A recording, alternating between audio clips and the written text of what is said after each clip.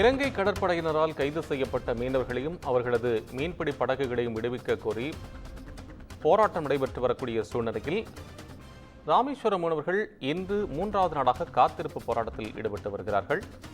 இந்த நிலையில் ஆளுநர் அங்கு செல்ல இருக்கக்கூடிய நிலையில் பாதுகாப்பு கருதி போலீசார் அப்பகுதியில் குவிக்கப்பட்டிருக்கிறார்கள். விவரங்களை கூடுதலாக தருவதற்காக செய்தியாளர் சுரேஷ் இணைப்பில். சுரேஷ், இனி உங்கள் விவரம். நிச்சயமாக கோபால், ராமேஸ்வரம் அடுத்து தங்கச்சி மடத்தின் 3வது நாளாக போராட்டம் நடைபெற்றுக் கொண்டிருக்கிறது.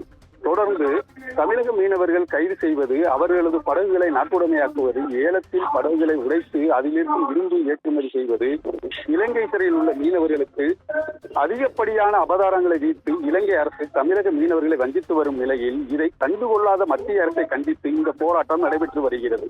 இதைத் தொடர்ந்து இன்று கஞ்சி காய்ச்சும் போராட்டம் நடைபெற உள்ளது. இந்த சூழ்நிலையில் இன்று தமிழக ஆளுநர் ஆர்.எம். ரவி ராமேஸ்வரம் அருகே செம்மமடம் பகுதியில் மனோலயா காப்பகத்தை புதிய கட்டிடத்தை திறக்க வருகை தர உள்ளார்.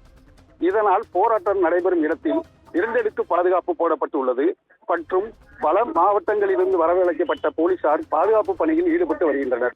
கோபால்.